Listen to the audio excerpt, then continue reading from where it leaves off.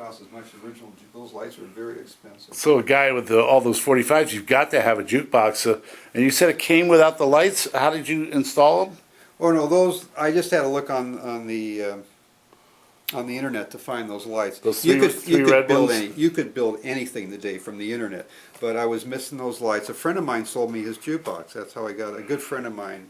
He probably still regrets selling the jukebox. This is awesome. What brand is this? It's a Seaberg 100. Select-O-Matic. Oh, that says 200. I take it back. It's 200 because there's 100 records, 200 plays.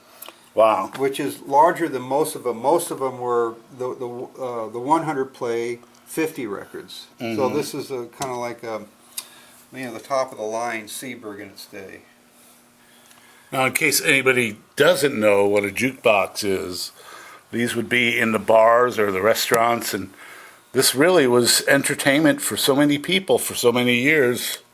Just instead of a band or instead of having a phonograph playing in the background, everybody had the jukebox, and you'd stick in, usually it was a dime or a nickel, sometimes a penny, depending on the genre. Didn't they have jukeboxes for 78s? They absolutely did. And it was probably a penny a play. With a Wurlitzer. No, not a penny. I don't think they're ever a penny. They're probably, it might have been a nickel, but I don't recall even the early Wurlitzers being a penny. But this is your classic one because it's 10 cents. I've got a shot of that right there. 10 cents a tune. A quarter would buy you 3. That's right. And $50, which nobody sees anymore, would get you 7. And that's quite a bargain. These went up to a quarter per play. And nowadays, I think they still have things that resemble these for, I think they're maybe 50 cents to $1 a play.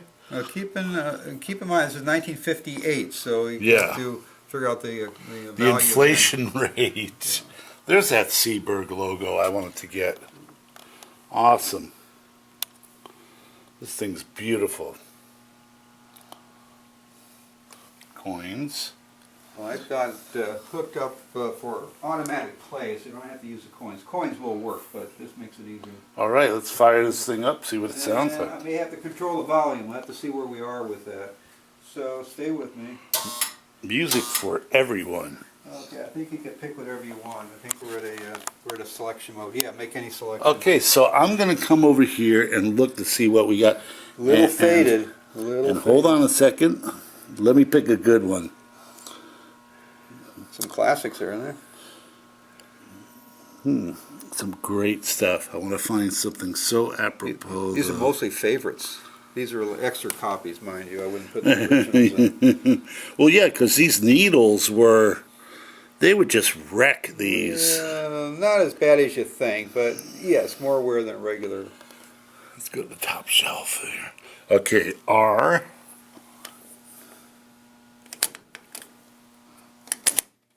Make sure you get the cigarette burn on L.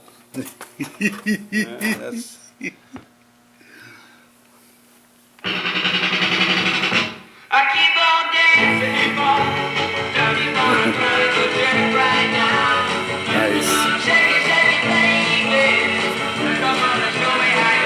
Too loud or okay? Just right.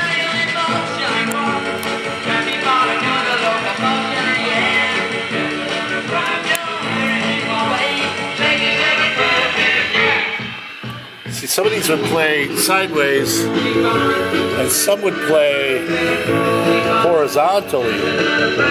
Well, this era jukeboxes were pretty much this way. They just fed out the record in this either one side or the other. I've seen some where they come out and they flip them down. Yes.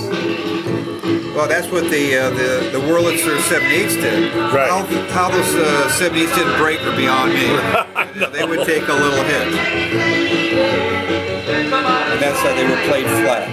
They were not played like this.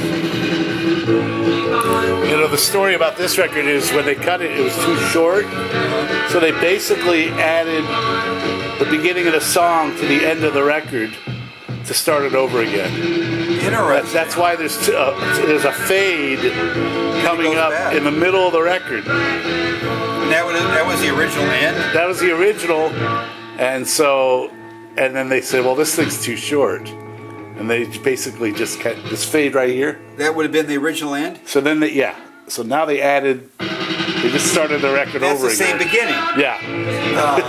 I never picked up on that. I bought this when I was in high school. Never picked that up. It's one way to make your record play just a little bit longer. How funny. Yeah, because the ultimate goal, I think, was to get 2 minutes on a record. The Beach Boys were notorious for cutting records that were like a minute 20 and things like that, and they had to extend them out. Unlike psychedelic era, where they would take things like "Light My Fire," which was this is they just put their own fade on it. Yeah. Isn't that beautiful? That is I want to play great. one more. Let me see what else we got up here. Here we go. All right, this time you do it G6. G6, all right. There's one combo in this entire box that doesn't work, and I can't remember which one it is, so let's hope we didn't hit that one. There's always quirks to these old machines.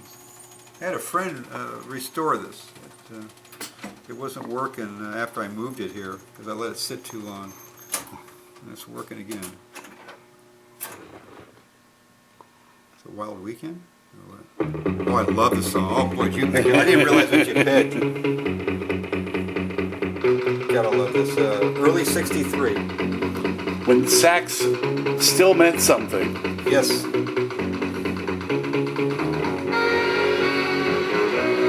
Of course, you've heard the Annie McKay version, the Roxy Music version of this. Annie McKay re-recorded this, had a hit in England with it. In fact, Annie McKay put out his first solo album and then put this out as a single, which wasn't on the album. Okay. The single was such a hit that they had to reissue the album all over again with this on it. Oh, man.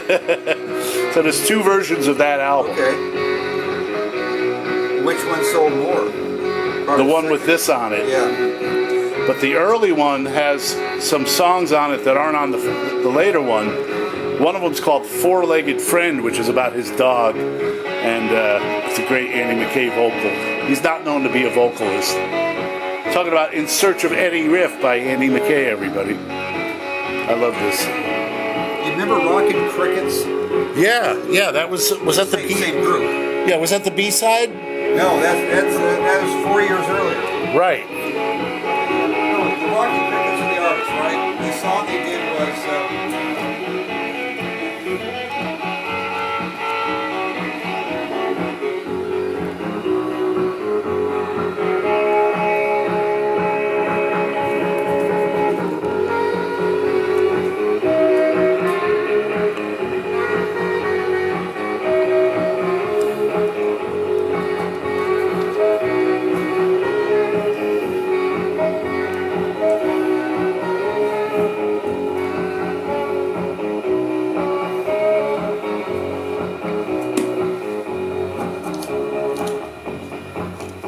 Now, how many 45s do you ever buy that had these little jukebox cards in with the 45? Every once in a while, you see them at thrift stores and swap meets. They were Here, let's play one of the newer groups. Rockin' Crickets by the Hot. I wanted this. Have you ever heard this one? Rockin' Crickets by the Hot Toddies. Yes. Okay, it's the same group as the Rockin' Rebels. I love your jukebox. Thank you. I've already gone over time I want to spend with the jukebox, but I will chop this up. Yep, Lloyd's Jukebox. Lloyd's record pad. Lloyd's Record Attic. Another segment brought to you by Mark Times Record Attic.